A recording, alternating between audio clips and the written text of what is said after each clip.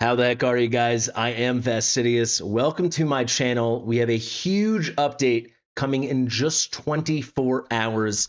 It's pretty monumental, probably the biggest and in my opinion, the best update we've ever seen in this game. However, they've added two new things. One thing I think is pretty darn good. And when I say added, this is since the initial update announcement, right? They've added this, a nice change to the battle pass, essentially, the Gold Dragon Pass. We're going to break that down.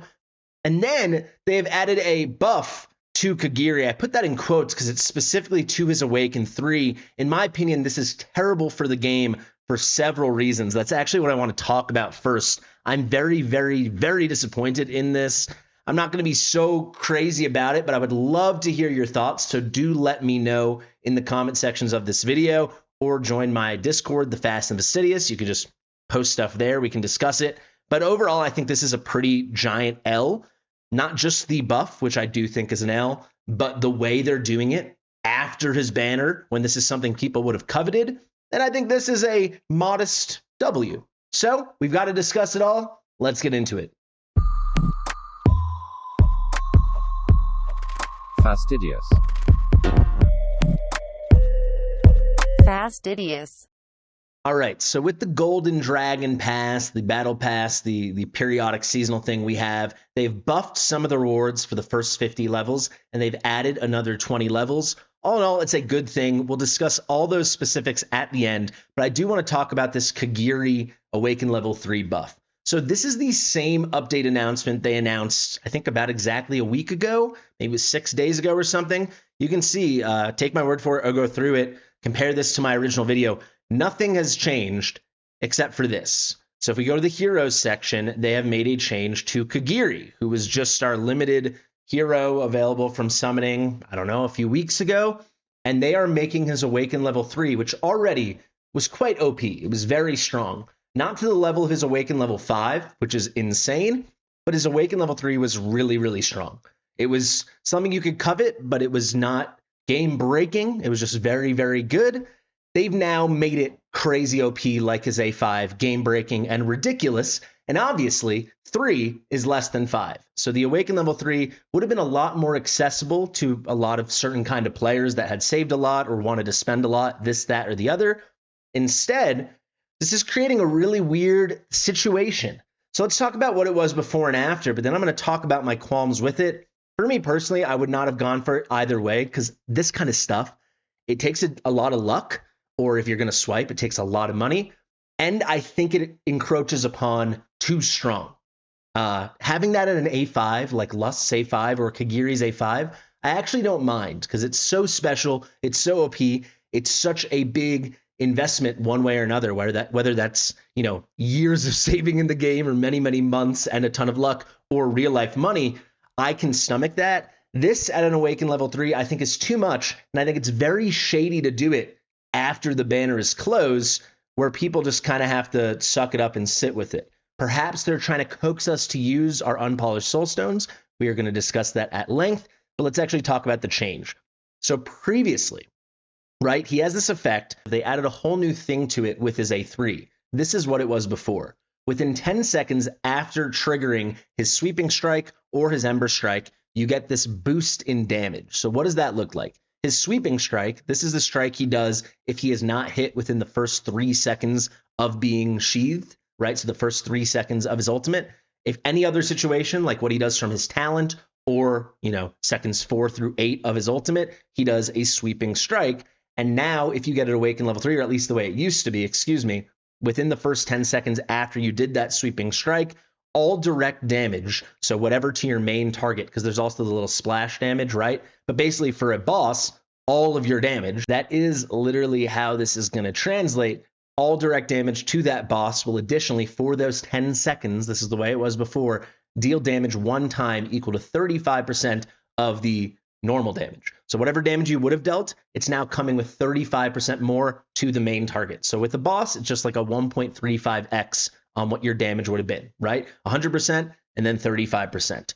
With the Ember Strike, it was even stronger. If you trigger that, the following 10 seconds after it was activated, so once you do the Ember Strike, the next 10 seconds, any direct damage will inflict additional damage 2 times to the main target and each instance of damage now will be 25% of that direct damage. So it's 50% total, because this is all your direct damage to the main target, right? So this would be 150% of the damage he would have done for those subsequent 10 seconds. He gets these strikes off a lot, so the uptime was really good, but it was not permanent. Now, with this change, they are making it permanent. And for a long battle, that is a long period of permanence. So now, within 10 seconds after a sweeping strike, the first thing we discuss is activated, each direct damage dealt inflicts additional damage one time to 35% damage. Wow, nothing's changed. Within 10 seconds after the Ember Strike is activated, each direct damage dealt inflicts additional damage 2 times, each time equal to 25% of the direct damage. So nothing's changed, right? No. This final line, when either of these strikes is triggered with the swallow counter, let me pull that up for you right now, it just becomes permanent for the rest of the battle. 10 seconds, condition on activation, no. As long as you activate it one time during the swallow counter, which I'm going to pull up for you right now, it's just permanent. So what is the swallow counter? If you have him A5, this always happens, but obviously if you have him A5, you've already got him A3. But if you don't, anytime he does any strike, there's a 1 in 4 chance, a 25% chance he comes back and does the strike from the edge of the ult to the beginning, as opposed from the beginning to the edge. So the way we can think of that is like this. He's on this glowing white square here. He always does his strikes this way and then comes back without doing a hit. Now, with the swallow counter, though, that happens 25% of the time, unless you have him A5, congratulations, it always happens.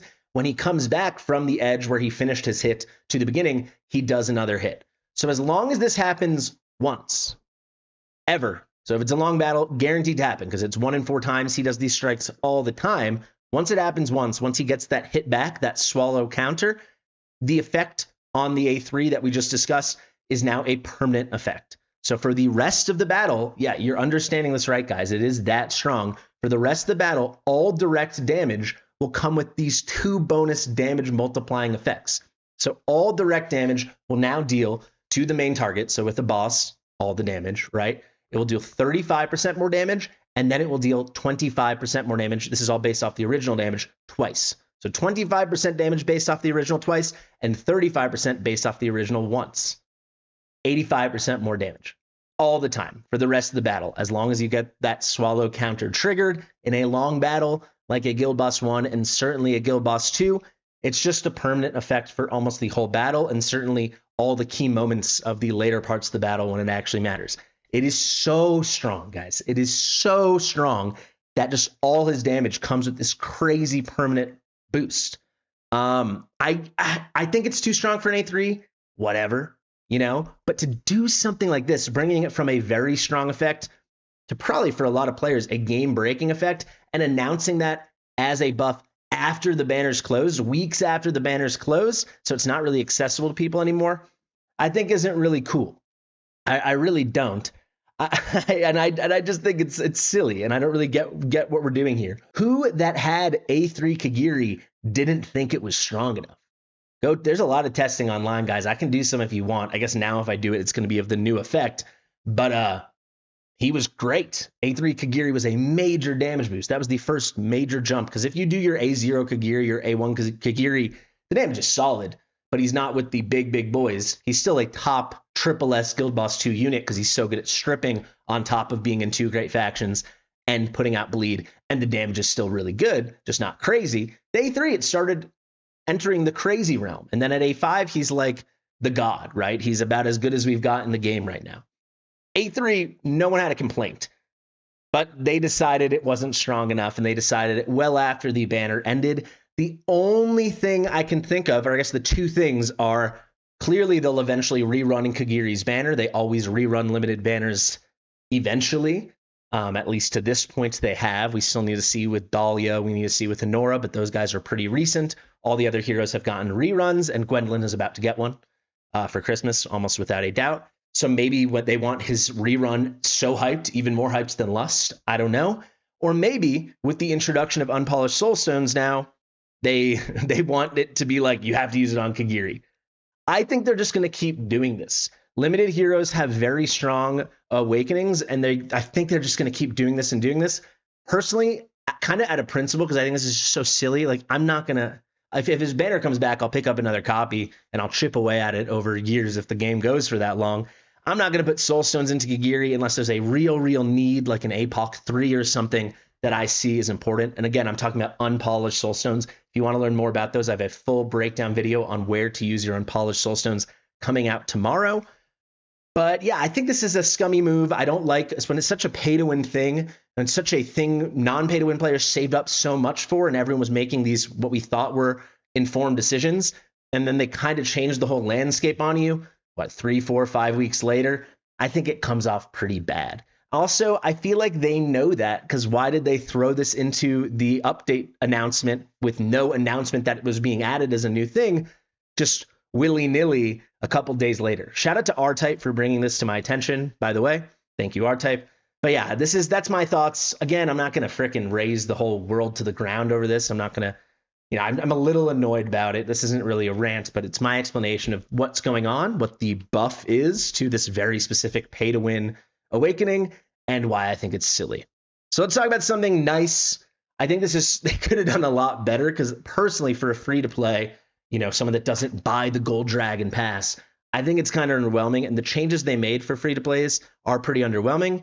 However, it's positive. It's certainly positive. So beggars can't be choosers. I'm not going to complain about this at all. And I do think for pay-to-win, I think it's pretty nice. So let's talk about the changes. Then I can actually show you level 51 through 70, because they've already updated the new pass in anticipation of tomorrow.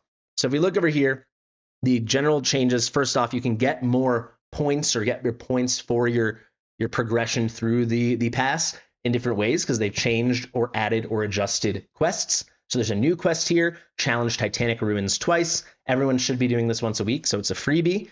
You just got to do it twice and save the result twice. Then we've got another new quest, do faction trial on any difficulty 10 times. So this is saying over the course of the week, right? So it's saying during the week, you've done your basic trial at least 5 times, and you've done the other ones at least 5 times, or you've done the basic trial every day, and you did the other ones 3 of the days. But if you're on top of it every day, you're definitely going to get this. And then finally, it's adjusted how many tokens you gain from the weekly quests, and it looks like it's going to be more. So that is a very good thing. Moreover, for the first 50 levels that we already had, they're making things a little bit better. So the stamina you get in the free version, this is the top row, the pay-to-win version. You always get the free version, but if you pay, you also get the bottom row. So this is specifically the top row. The stamina rewards at level 6, 23, and 46 were 50. Now it's 60. Again, this is it's like nothing. That's 30 total between those 3 10 stamina boosts, but it's better, so that's fine. And then at level 47, you are going to get, instead of a 3-star psychic power, you are going to get a shard, 1/30th of a gear recasting hammer. So obviously you can get these shards other ways, but if your only way was the free version of the free version of the golden battle pass, the golden dragon pass, it would take you 30 seasons or 30 months to get enough shards to get a gear recasting hammer. Again, it's an improvement, but it's pretty negligible. For the pay-to-win version, you'll see the stamina boost that you get on the bottom go up at the same levels, 6, 23, and 46, from 150 to 200. So that's 150 total. There's 3 boosts of 50. That's nice, but I mean, that's still less than 60 diamonds worth of stamina, right? I mean, it's certainly something, right? But yeah, they're really just kind of moving their peas around on their plate here. Number 2, they added refining crystals. This is pretty nice to level 30 rewards. Refining crystals are for the non-ancient pieces, changing a substat. It's nice. Again, I think a little underwhelming. And then finally, in here at level 47, instead of getting a 4-star psychic power, now you get a full gear recasting hammer. That's pretty darn good. So instead of 1/30th of one, like you get in the free-to-play version, you will also get, because you're still going to get the free-to-play stuff, but if you do the pay-to-win, you get the full hammer itself. Those hammers roll well, like 1 in every 15 times or something, but hey, I mean, it's a valuable resource. Now, finally, they've added all this stuff that you can see from level 50 to 70, but it's really 51 to 70 because we already had those. So let me show you what those are all about. They've actually already added it in, interestingly enough. So you can see here on the free-to-play version, we have our 2 different forging materials to get gear, the sanguine fabrics, and then the smoldering scales. So you get 5 fabrics for the first 5 levels after 50. Then you get 5 smoldering scales for the next 5 levels, then 5 fabrics, then 5 scales. So what does that add up to total? It is 50 fabrics and it is 50 scales, which is enough for 2.5 forges. So 2.5 pieces of gear of each, 5 total. You know, if you spread it out, obviously you can't do the half, but long term, it's very negligible. But again, it's better than the negligible XP we would get after level 50 as the bonus rewards. So it's something. Again, it feels like very little, but at least it's a positive. The way it shakes out is the exact same thing for the pay-to-win version. You get the top row, and then here instead of 5 per, you're getting 15 per. So you can do that math now. It's 150 of each over those 20 levels. So that comes out to what? It's 300 pieces total. So it's like 15 total pieces of gear. You got the 2 halves, so it's really 13, but then the next time you'll get 1 more of each. I think we all understand now. It's fine. You also get here 40 Titan Meteorite at level 55, and then at level 60, you get, what is this, 40 Wisdom Meteorite, and the same thing at 65, 40 Titan, and then at 70, 40 Wisdom. So that's enough to craft 2 things in the Wisdom Forge and 2 things in the Titan Forge. It's not much, but it is an improvement. So that's what's going on. I think this video ended up taking up a weird tone. My apologies. I'm still pretty sick. But the Kigiri thing is weird as hell. I think changing anything in the Gold Dragon Pass, you wish they did something a little more dramatic. But I do know it already is a pretty strong pay-to-win value. I mean, how much does this even cost? It won't purchase this automatically, will it? Okay, it's $30 to get this, or okay, no, the normal version's $20. I think already this is pretty nice rewards. You can actually see the whole thing over here. This is pretty solid $20 value, extra things you get on top of the free-to-play version. And they made it a little better because now you get this stuff on top as well. There you go, guys. Sorry this video is a little long. Again, I'm under the weather. My apologies. Sorry I haven't been posting as much and certainly haven't been streaming as much. The tummy aches. What do you want me to say? I've been Fastidious. Thank you for watching. Subscribe to the channel. Share it with your mother. I'll see you real soon. Bye.